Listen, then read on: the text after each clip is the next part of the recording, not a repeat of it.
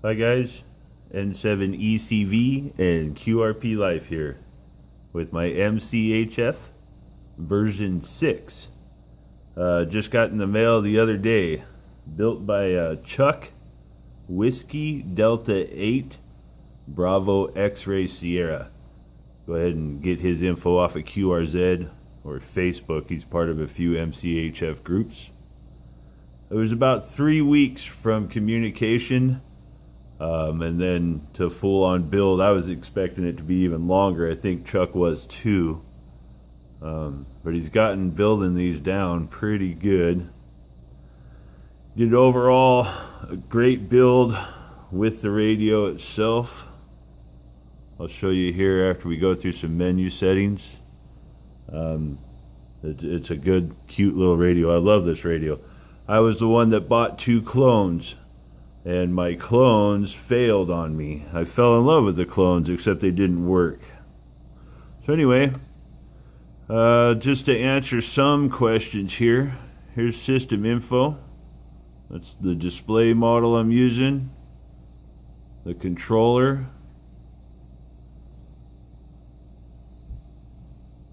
clock time I'm assuming, there's our EEPROM, the touch screen. Chuck upgraded this thing, most of the essential upgrades. We don't have the clock on here, but we've got a 2000 kilobyte flash now, so we're ready for any upgrades and what firmware we're running and whatnot. Also, Chuck put the potato chip in this, 200 volt caps. There were a couple other upgrades he did that are recommended. This thing won't self-oscillate as bad, which brings me to the next point here, the difference between this version 6 and the clones.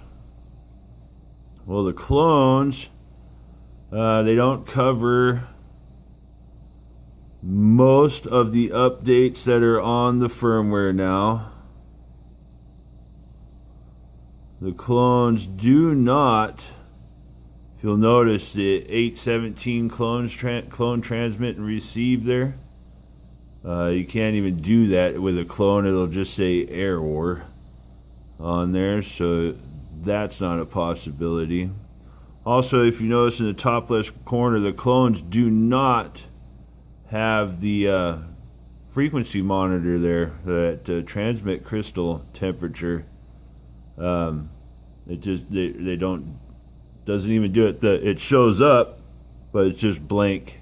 It's another thing those clones don't offer. I'm going to make note too that those clones are version 3 or 4 at best, which they made a lot of changes with the board design and configuration to get rid of some of that self-oscillation and just other unwanted effects. So that's another big reason why I just continued to press and ended up with an actual M0NKA, which I would invite you to check out his website. I'll show that here towards the end of the video. A little bit of what you can learn about the clones, the difference in them, and just more about his project. The kits are available. I put a call out on Facebook and got this one, so you guys can talk with Chuck about price and whatnot.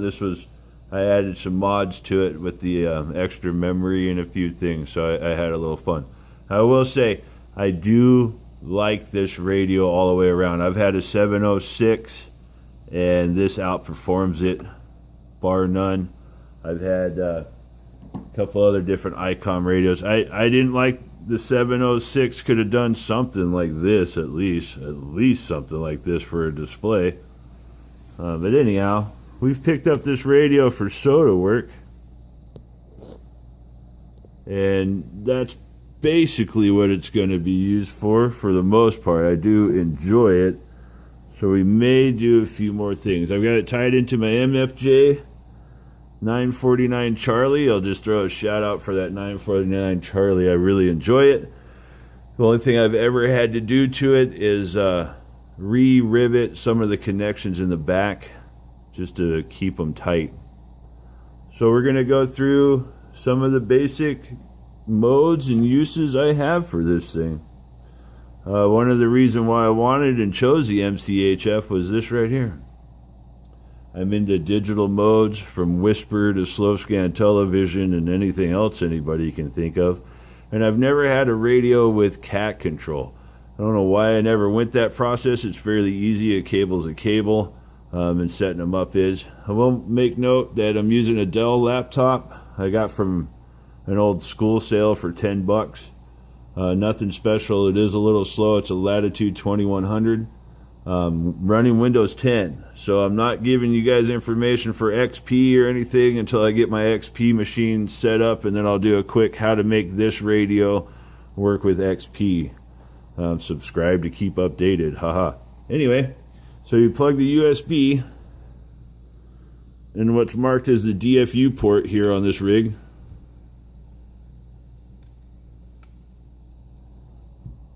And you'll notice there's no real clicking or changing. I don't have any other rig controller.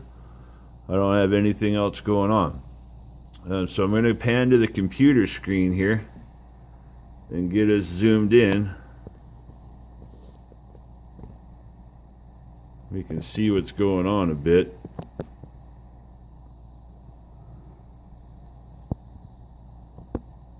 Alright, so again, here's the M0NK a.co.uk. The devil is in the details, and they go into some good little description of these Chinese clones. I've had two of them, man, and for being the radios of what they are, they're a great radio, but when you can't even transmit with them, you know, and the chances of getting a good one, mine actually was completely different than some of the other clones too. Anyway, I'm happy I went with this model and the original model. I don't have anything to worry about anymore, so save up the extra money and just go for it, or buy the kit and find somebody to build it for you. Okay, digital modes and cat control, that's what we're basically going to mess with today. MMSSTV, this is one of my favorite little modes here. Let's see, and it's usually connected. So we'll walk through a basic setup with this thing. I've plugged in the USB cable. Radio command, I want COM 3 FT817. Flow control should be transmit on and off. Sorry about the shaky camera, guys. I've got Parkinson. And we're not going to do it today. So we're going to just go ahead and shut the radio off real quick. Close out of this. I'll tell you what, digital modes can be some of the buggiest things, honestly. Sometimes. I don't know if any of you guys run Echolink nodes or anything as well, but yep, when you start trying to tie things together, sometimes it can just be a bear. Okay, so we'll try this. Here we go. We should be working now. Okay, I've actually just transmitted into the dummy load there, and you didn't even hear it click. I gotta say, every other radio I've ever worked, I hear a relay switch or something, and you can barely hear the band switch on this one, which reminds me of some old 10 Tech radios and stuff. That's quite fascinating. So anyhow, all I did was restart, guys, and it was set up for radio command, whatever COM port that is. If you need to find your COM port, right click the Windows button, device manager, my slow little laptop here, ports, USB serial device. When you're looking at this thing, and I'll show you here in a minute, it'll also come up as the MCHF. So, but for radio commands and controls, we're using FT817 protocol. Okay, and this thing's doing its thing. So I'll show you now the benefits of the cat control with this radio. So this radio and MMSS TV. Basically, I can change frequencies on a click now, which you can hear the relays on the band switch. So that's about as noisy as this radio is. Okay, so that's MMSS TV. Real quick, just to do it, I guess, we'll get on the meter there. And let me get an identifier on this thing. Robot 36 into a dummy load at, well, it should be around 10 watts.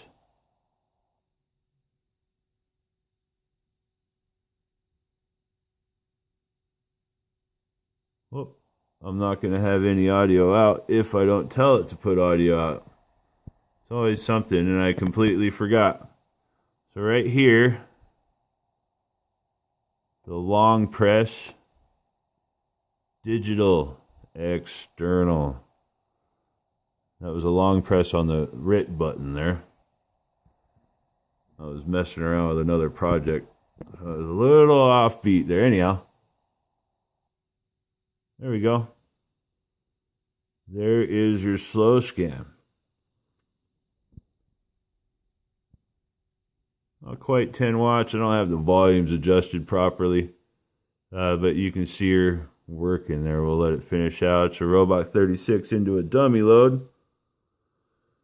If anybody happened to hear that, then woohoo.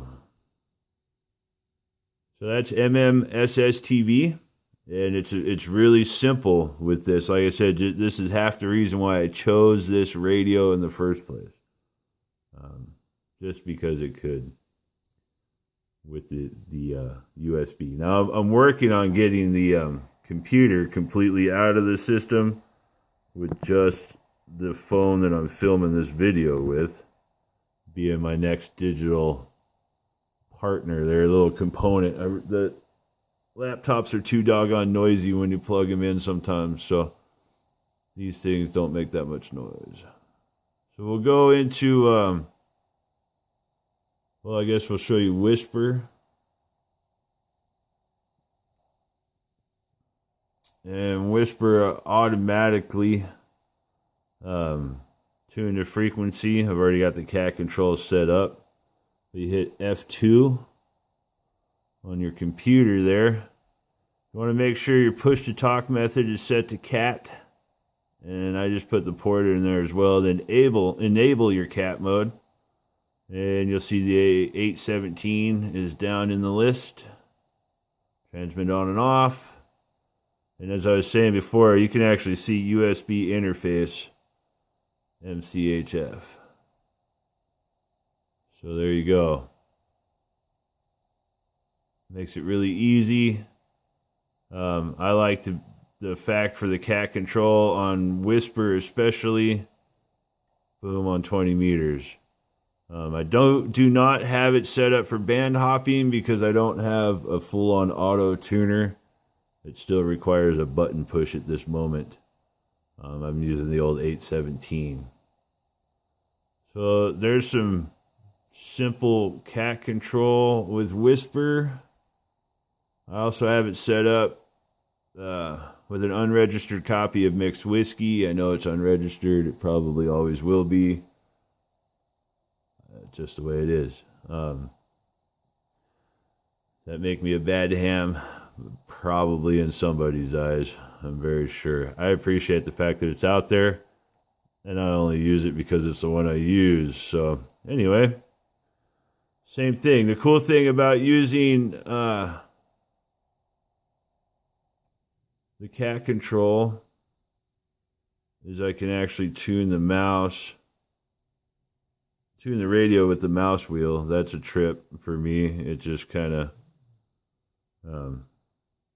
makes it fun. Anyway, that is what that is. It's available out there for you guys to utilize. All done with just a cable, no rig controller. That's the beauty part of it, right? So I just want to kind of mention a few more things real quick, guys. I'm not trying to waste anybody's time. This thing won't self-oscillate as bad, or it hasn't even done it to me yet. I had this on a weird band here. Hasn't even done it to me yet because it's not the clone. The clone just missed out on some really pertinent modifications to the board and other different placements of components and stuff. I have seen just recently on Taobao or whatever it is, MCHF version 6, they're calling it, being sold. So they've probably already copied that one. You guys would support this project the best you can in any way you can. Like I say, pick up a package of components and boards and ask somebody to build it for you. Chuck does a great job. The other differences in the clones in this one, there is no AM band. So it shows up as the AM band, right? You drop below 160 and it's medium wave and you're trying to tune anything AM, nothing. You can see this little sync in here too. I like this little guy right there. That's not on the clone. To help sync in your AM signals. That was kind of nice. But I would tune to the medium wave and literally hear 75 phone. So just the multitude of harmonics, it was bad. I didn't like it. It really, really upset me. And then I couldn't transmit at all. So those are more differences between an actual radio and the clone. These do have the CW decoder and RTTY decoder. You guys have seen those, so I'm just not really going to go about it. And I'll just ask for any more questions. If there's anything you want to see, I'll put this up. My next video of this thing is going to be of it on the air. This one's run kind of long. So thanks for joining me. This is N7ECV and QRP Life.